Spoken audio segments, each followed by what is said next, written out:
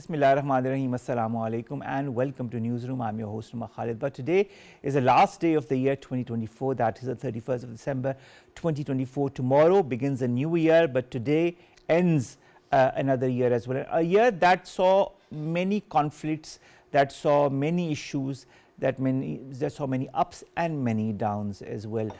But one thing that we'll be highlighting today in our show is the issue with the children of the world, those who have been in the conflict-ridden areas.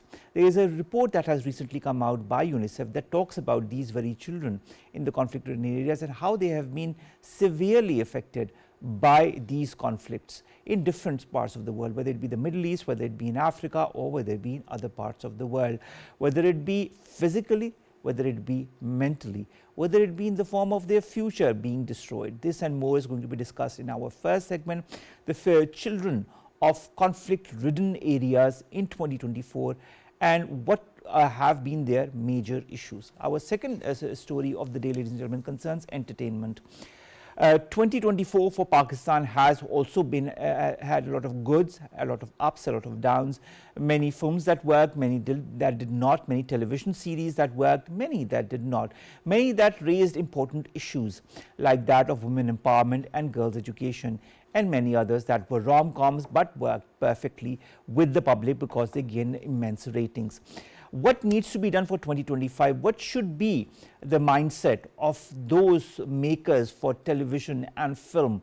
How should they take the entertainment industry forward in 2025? How did they take it forward in 2024 is what we will be discussing in our second story. Then we are going to discuss the exchange of prisoners of war between Russia and Ukraine. That had happened as a goodwill gesture because of the brokerage of United Arab Emirates, because of the intervention of the UAE. These 300 POWs rather were exchanged between Russia and Ukraine. We all know the conflict that both the countries are involved in. Finally, we are going to talk about Beijing that has unveiled plans to boost driverless vehicle use in the capital. Not the only city, nevertheless, and not the only country also where driverless cars are present, but as far as China, this is interesting and important as well.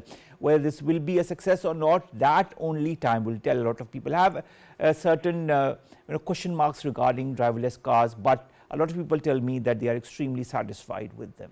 This is the lineup for today, ladies and gentlemen. Let's begin with our first story, and that concerns 2024, the worst year for children in conflict. This is a report that has come out just 2 days back, and this was released by UNICEF, which is of course a United Nations agency. We have with us Afshan Tehseen. She is the CEO of Human Capital Pakistan. She's right here with us in the studios. She is a champion for child rights and has worked for many years as far as this domain is concerned. Thank you very much, Afshan, to have joined us.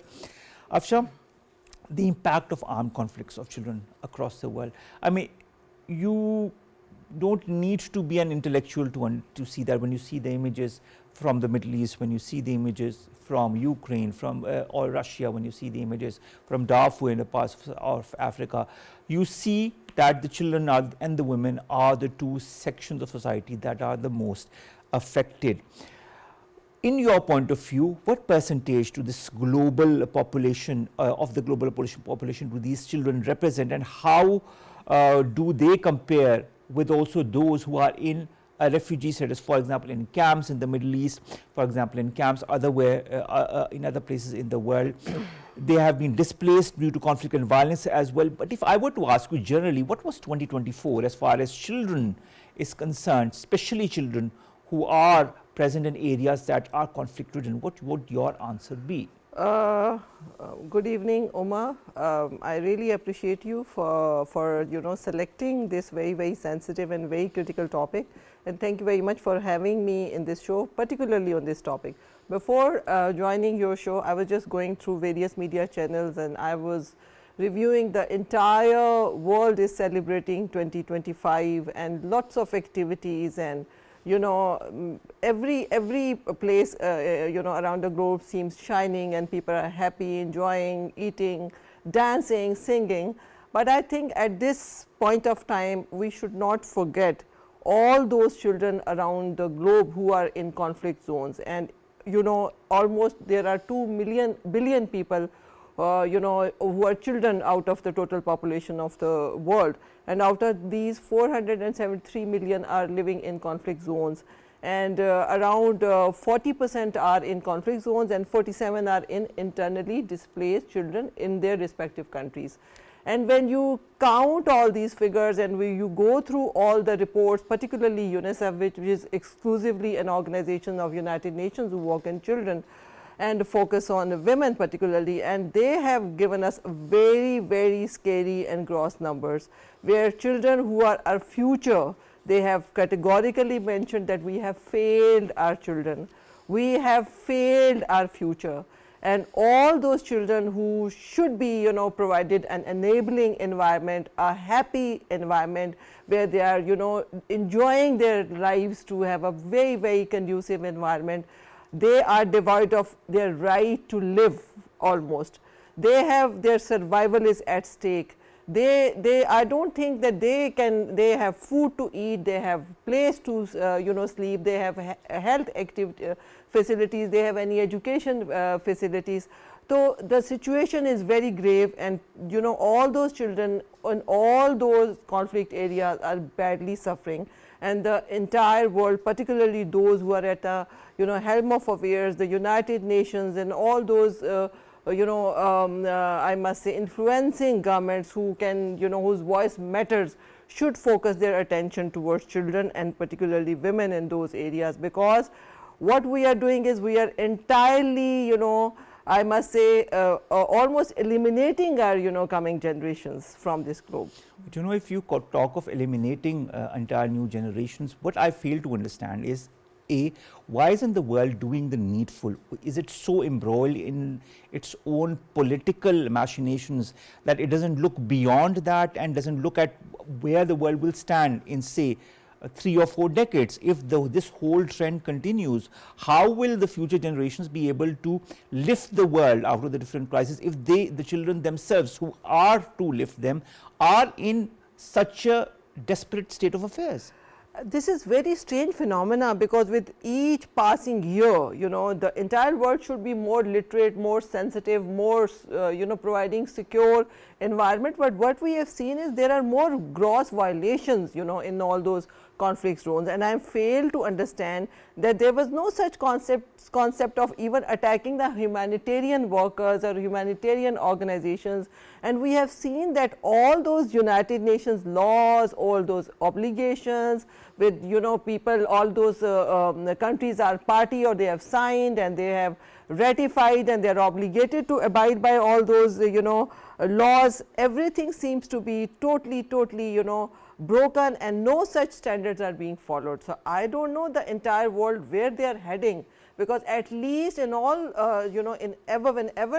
whenever in history there were wars, the respective countries engaged in war used to abide by the international standards, where they would not attack schools, they would not attack hospitals, they would not attack the humanitarian workers. But now everything has been totally sabotaged, and this is something which the world should be focusing, that in the coming maybe decades, years, what will be the future of this earth? Because if you don't let those children live a normal life and have proper education, have the normal food and water and medicine, how will they grow up to be normal individuals or healthy individuals, or individuals that could maybe collaborate to make this world a better place? A lot of questions emanate, and it seems as if the power brokers in the world are not interested in that, but are more interested in other issues that might have short-term results. Speaking of education, I mean, I just was looking at some of the statistics in Syria, let alone Syria, just one of the conflict-ridden zones. Half of the school-age children are missing out on education after so many years of civil war. Then you've got Palestine, then you've got Africa, then you've got other areas of the world where conflicts are happening. 3.7 million children are out of school, and they require immediate action to reintegrate them in school. This is just one area of the Middle East as well.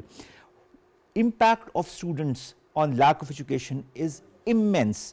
What could be done? I mean, because in 2024 we've seen a very sad state of affairs, but what should be done? What could be done in 2025? I think you have given a very good example, because Syria is one such an unfortunate country where you have mentioned 3.7 million children. half of the almost population are, since past 14 years they are in war and they are out of school. So, talking about Syria and then talking about the entire MENA region and talking about Ukraine, talking about Gaza, all the these recent developments, particularly these wars, almost 52 million children are out of school from all these conflict related zones. And when these children are not studying, definitely they are more exposed to all kinds of violations. They are in mental agony, they are scared, they are in trauma.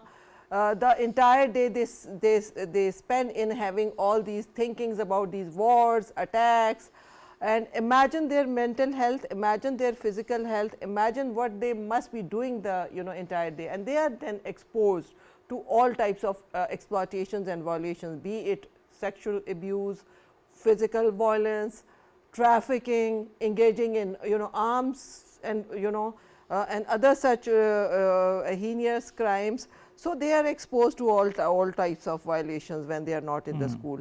And imagine when they grow up, suppose these past 14 years, all those children when they have grown up, do you think they would be playing some productive positive role for the society? What kind of message would they give to their new generation? Yes, well, what they will give to their own generation, to their society as an individual.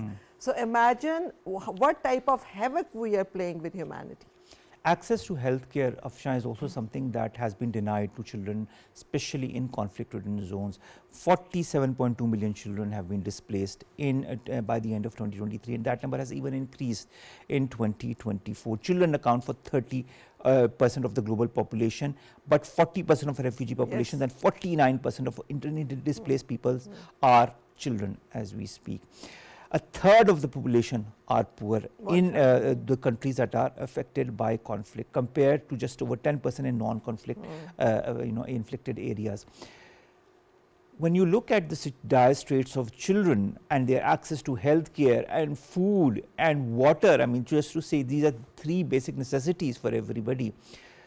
Why, in your point of view, is it again politics that has played an important role to deny the children these rights, or is there something else at play?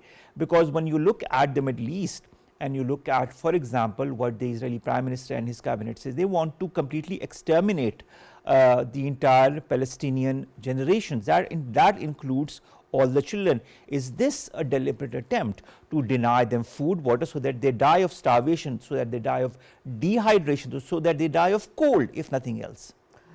When you were just sharing all these statistics and numbers, I was just wondering at the double standards of United Nations. At one hand, they have these very, very strong agenda of sustainable development goals, and in which they are very active, and on the other hand, United Nations has a strong role to ensure there is peace and there is no conflict among all the countries. But we see, unfortunately, that there is rule of might is right.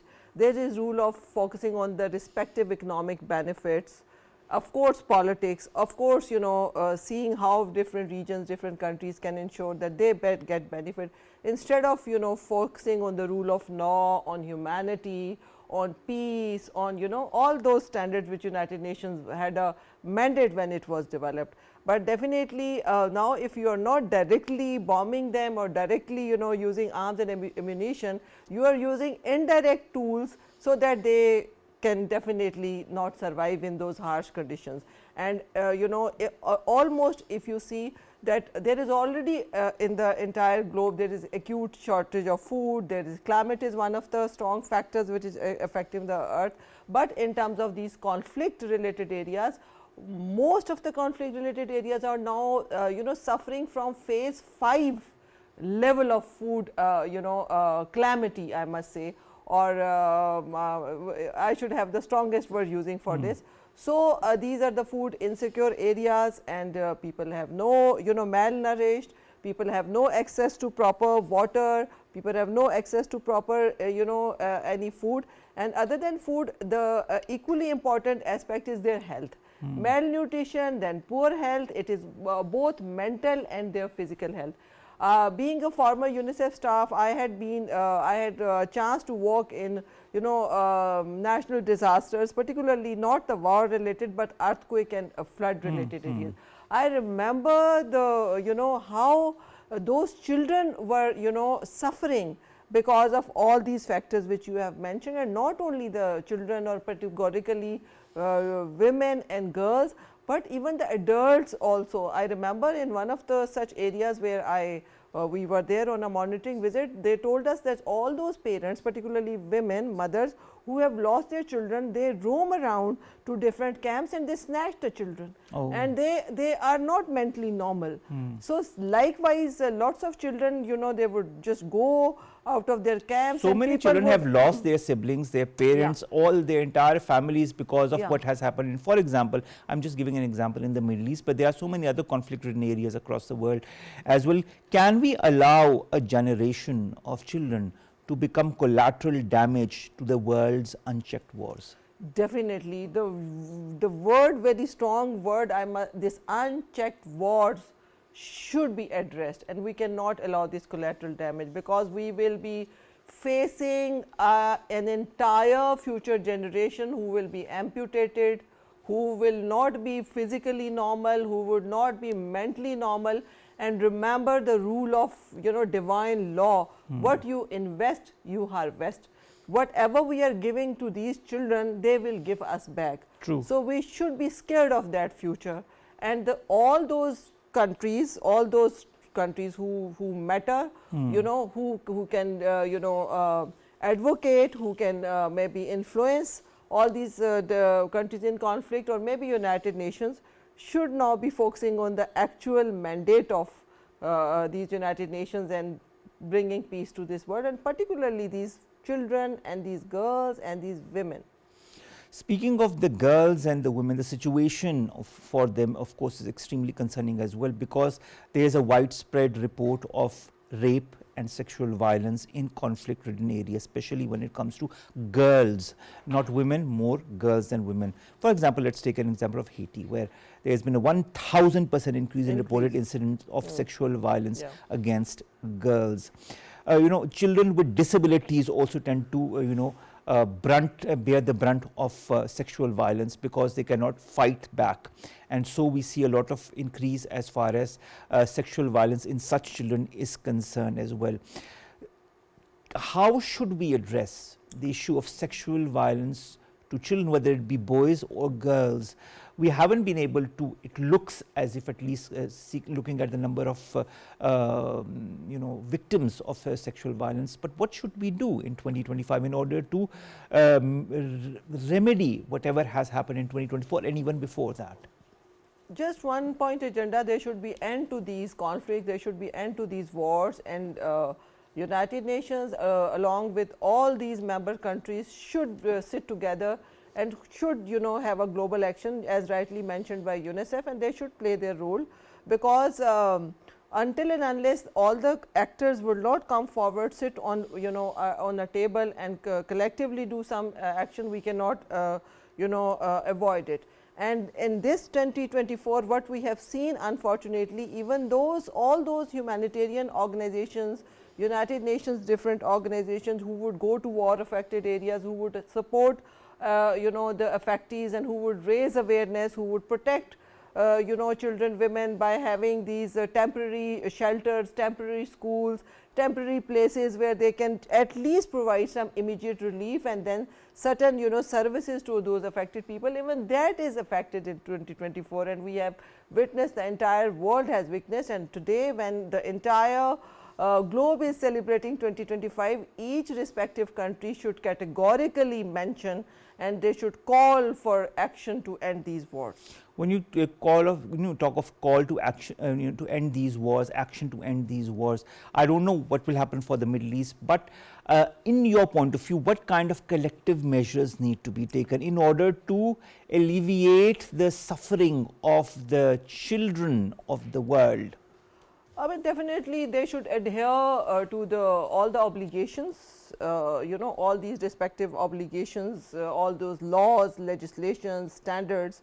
Until and unless they will not follow all those obligations, no action will be taken. And at this point of time, we see there are violations. Nobody is following all their commitments, you know, and that's why, and there is no check and balance of maybe some strict measures on those countries who are not following. Suppose, for example, if all the access is being denied to these conflict areas, access of medicines, excess of health relief, excess of education, excess of water, excess of food, and particularly when they are categorically attacking, consciously, you know, attacking all the, you know, UN sites, all the educational facilities, refugee even the camps, refugee hospitals. camps and all the hospitals. I mean, this is something on which at least I am speechless. So, again we have to come forward, we have to just come to this point that United Nations, concerned influencing countries will, I think, have to act. And organizations like UNICEF and other organizations, because it is almost 75 years of United Nations and almost 35 years where, you know, this Convention on the Rights of Child was promulgated by United Nations. So, this is time to implement it. When you look at children with disabilities also, that is another chapter altogether for children that are even more affected because of conflicts that happen, because not only are they denied the basic necessities, but they are also denied the necessities that should be given to them to, you know, for them to lead a normal life because of their disabilities. Do you feel that the countries have done enough? I am not talking of the United Nations here, I am talking of individual countries and their responsibilities towards children with disabilities. Do you feel they have done enough? If they haven't done enough, why is what is the reason? And if there is a particular reason, how should we remedy that as well? I think children with disabilities is one of the very critical areas, and I am also Goodwill Ambassador for one of the organizations, Lera, which is working in Pakistan on children with disabilities. And so, I know the agony of those parents who have these special children and how these children are not mainstreamed in, you know, in society. About developed countries, definitely there are laws and social protection is there, but about developing countries, including our own country, children with disabilities are not mainstream. They do not have avenues like health, education, just like other you know, children who have access. So, this is something which should be prioritized, because on the basis of humanitarian standards, and particularly being citizens of the respective you know, country, it is their right to live as normal as other children. And children with disabilities, parents' agony cannot be shown, because they are sometimes, you know, even not invited to birthday parties, they are not even invited to marriage ceremonies. They live under certain stigmas, basically. So, they live under certain stigmas, and they are just because of their children. If you see, I have seen certain events where there is a birthday party and all children have been asked to come forward, and those children who are special children or children with different, you know, abilities, they were not being encouraged. So, their parents really feel a lot, and that is why this disabilities is one of the important factors which should be prioritized and which should be given you know, importance in terms of their legislation, in terms of having enough institutions, in terms of awareness raising, sensitization, and these children should be having services, so that they can at least have a life where they are you know, not only dependent entirely on their parents, but they come out of their houses. If they can learn certain skills, if they can learn, you know, and be productive for society, those avenues should be available for them. One more thing that is extremely important when it comes to children is proper vaccination to all the diseases that are prevalent. We see that in conflict-ridden areas, the children are not given the rights to be vaccinated properly, or they do not have the vaccines because the vaccines are generally not available. So, the diseases like polio, diseases like measles, diseases like other important diseases which the vaccines prevent them from become rampant within such populations. Then there are certain parts of the population that are reluctant to get their children vaccinated, and that creates a whole different avenue, especially when it comes to polio, because that is a debilitating disease, and if you do not get your vaccines for polio, you can get that disease and there is no turning back once you get it. It's you know, it cripples you. You know, it's a coincidence, or I'm happy to share that I was also national coordinator for polio in Pakistan when I was working for UNICEF. And this is a disease which, the entire world is now free from it except for a couple of countries. But in the war zones, including, polio vaccine and other vaccines, almost 40% of the children living in war conflict areas have no access to vaccines. So you can imagine all, the vulnerabilities and chances of various epidemics, various diseases to these younger children who should be vaccinated. So this is one of the, grave issues, and at you have seen, we all have seen that how various organizations who are administering vaccine were also denied access in those war related areas, and which is something very scary, because no matter children are living in in normal countries or conflict related countries, these basic services for their survivals should be ensured. Exactly. I think it's a responsibility of the entire world, specifically when it comes to conflict-ridden areas, that even the countries that are, the violators need to ensure that the women, the children are taken well care of.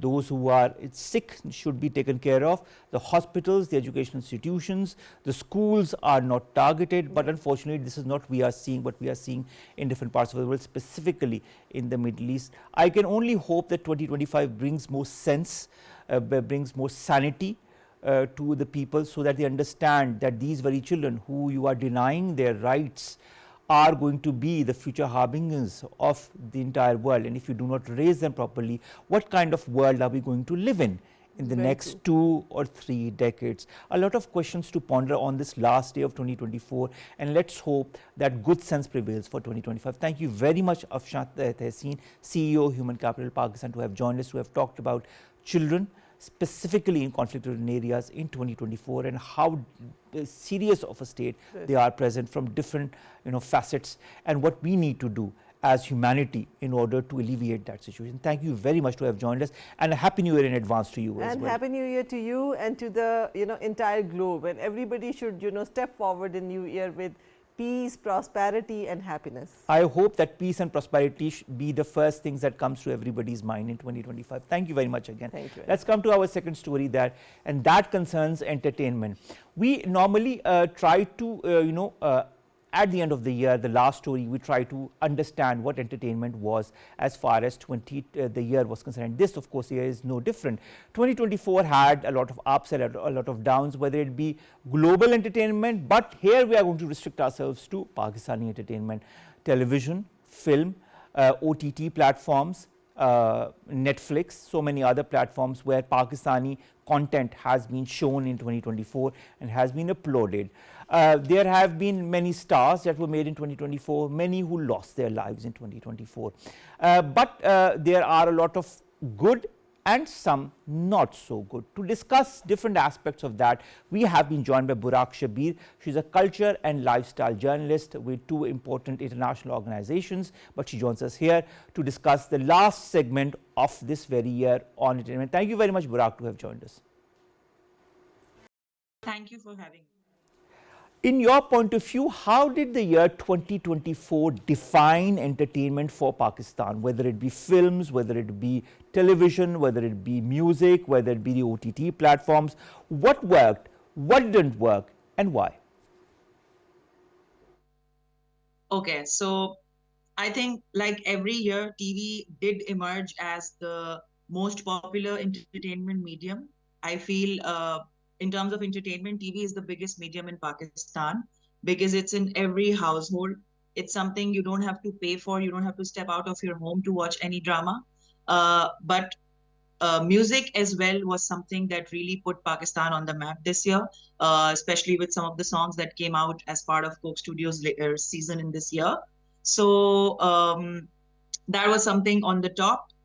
We didn't have a lot of films this year, and even the ones that came out were not too great to be excited or to be excited about and look forward to. So I don't really think that films were something that mark, come on top in 2024.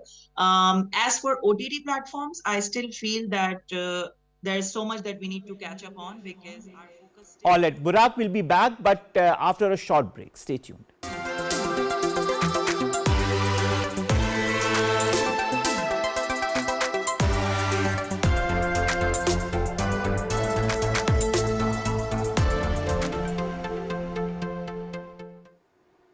Welcome back. And we're discussing 2024 as far as Pakistani entertainment is concerned with the culture and lifestyle journalist Buraq Shabbir. Buraq, you were talking about what worked and what didn't in 2024 as far as television and film and also OTT platforms and music is concerned. So let's continue that conversation. You talked about cokestudio and how some of the songs worked wonders for the Pakistani music industry. What else? Yeah, so I did say that TV emerged as every year. Films were not as exciting, and music also was something to look forward to. And also, people from different parts of the world really appreciated the music and the upcoming musicians. So OTT platforms are not something that is being paid enough attention, I would say, even though the world is far ahead of us. But I think we are more focused on TV still. And I also personally believe, like in my view, I think since TV continues to be the biggest medium, there is purposely nothing much being done on the OTT side by the stakeholders, I believe, because TV still holds the most important place here. But I think in the coming years, we have to move towards the digital, because I think we are already far behind. All right, speaking of television that you said gained the most momentum as far as 2024 is concerned, what are the TV series or serials that gained the most TRPs or the most viewership as far as 2024 is concerned, and why? So this year, undoubtedly, kabhimainkabhitum that starred Fahad Mustafa and Hania Amir in lead roles, like the key roles, certainly stood out in a lot of ways, not just critically, commercially, not just in Pakistan, but in Bangladesh and India as well.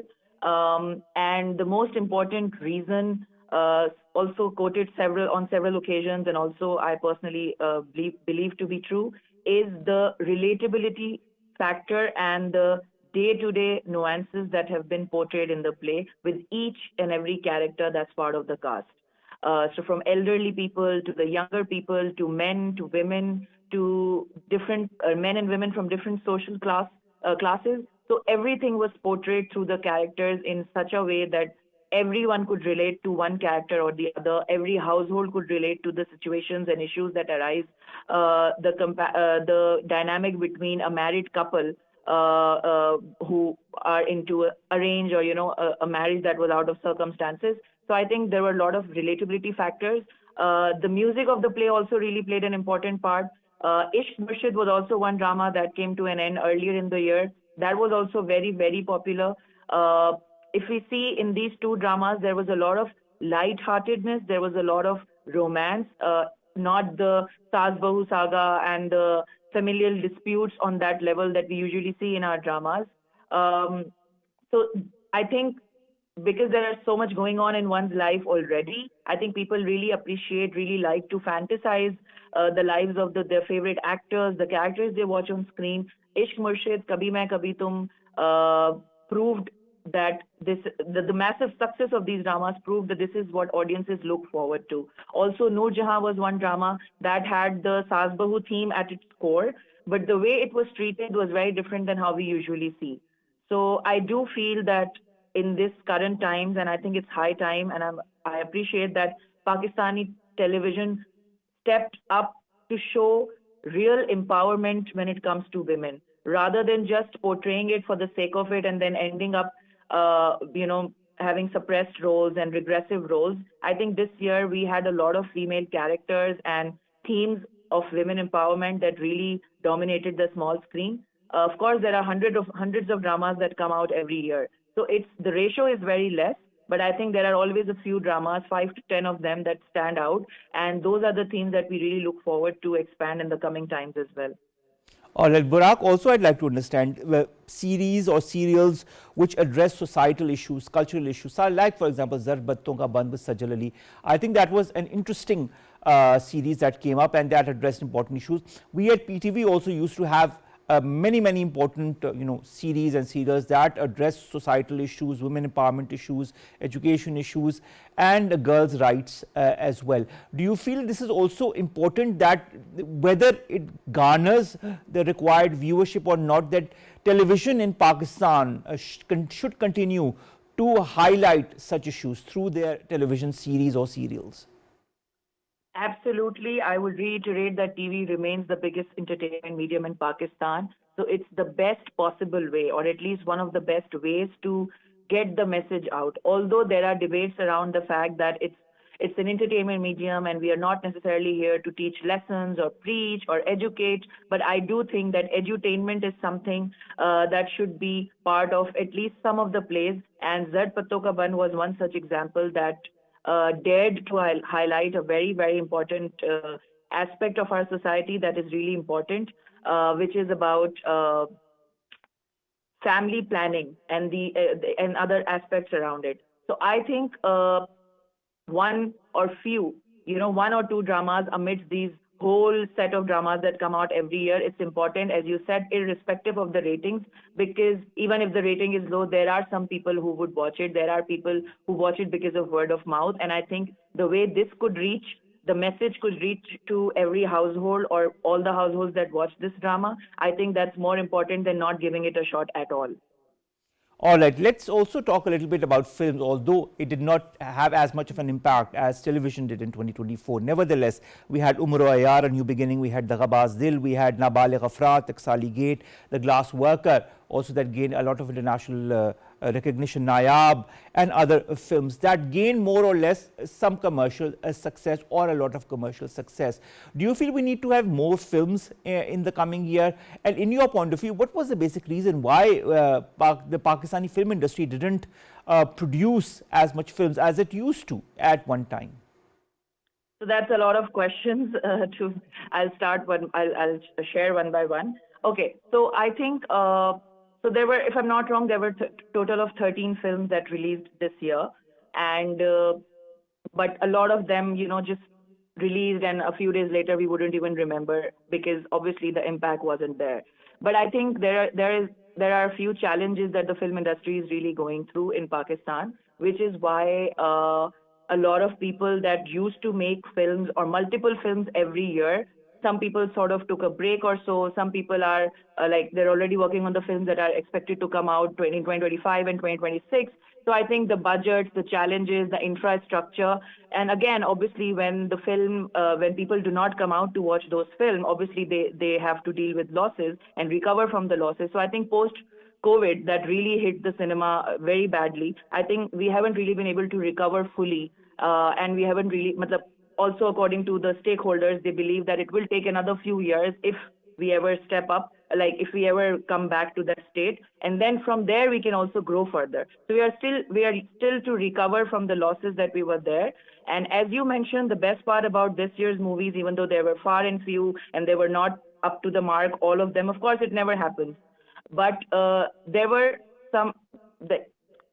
multiple genres were explored, I would say. As you mentioned, Glass Worker is Pakistan's first hand-drawn animated movie that came out, and Usman Riaz, the director, the writer, worked on it for a decade. So that was one of its kind, and that got international recognition, that went to festivals, brought fame to Pakistan. Secondly, Umro Ayar, as you said, that was also an attempt, a brave attempt, and I was happy to know that families, kids were stepping out of their homes to watch these movies because we don't have many entertainment options here in Pakistan. Then Nabaligh Afraad was also something, Nabil Qureshi's directorial, that got commercial and critical success because it had some fun elements. It has the commercial aspects to it compared to Glasswork and Umro Ayar. But there was nothing outstanding in terms of the record-breaking films we have seen in the past few years. So there wasn't that sort of a response on box office. But I think it's what a lot of people feel, that those who are making an attempt to make these movies in itself is something worth appreciating. So kudos to them. All right, but when it comes to films, when we look at the reaction that a film like Maula Jat got and the money that it garnered and still continues to in certain cinemas in Pakistan, it shows that people want to watch good films and they are starved for quality entertainment. When that entertainment comes, the producers will be extremely happy with the end result of the product. So it means that there is a huge impact of such films, and that maybe in 2025 we will be able to see some good films coming our way, or in 2026. In your point of view, who were the directors or the actors? You've talked about Fahad, you've talked about Hania, that emerged winners as far as 2024 is concerned. So just a quick quote, we cannot afford to make every film like Maula Jat, because Maula Jat's budget was something that was the first time ever, and we don't know when next this level of budget would be involved in a movie to gain this kind of outcome and result. But we hope we can have more of those films. Speaking of the actors, yes, Fahad, Hania, then Ishq Murshid. With Ishq Murshid, we had Bilal Abbas and Durre Fishan. Their on-screen chemistry really stood out. Durre Fishan really won hearts. Director Badar Ikram, who directed Kabhimainkabhitum. Then we had Musaddiq Malik, a relatively younger, newer name, who has been making a mark lately with the drama serial Noorjahan. Speaking of some relatively new faces, Shuja Asad, Ali Raza. Their acting skills have been appreciated in addition to the looks and personality and the following. So some of the already built stars really made a mark on TV, and some new ones are here to, appear in more dramas, and people are really looking forward to their performances. Seher Khan is also really choosing roles that are suiting her personality, and they're also not the regressive ones. So she's also a breath of fresh air in this whole new age lot of actors. All right. Thank you very much, Buraq, Shabbir, to have joined us, to have discussed 2024 as far as Pakistan's entertainment industry is concerned. And let's hope that 2025 brings even more accolades, even more avenues for the directors, writers and actors to delve in and to show that the Pakistani television, film and OTT platforms and music industry are something to be reckoned with. Thank you very much again, Buraq, to have joined us. I'd like to also end by talking about Talat Hussain Saab, Khalid Butt, Hania Aslam, Mazhar Ali, Altaf Kashmiri, veteran filmmaker Altaf Hussain, Taskeen Zafar, our own Pakistan Television's newscaster and producer Rashid Dar, who we lost this year, and of course we remember them through the body of work that they have left behind.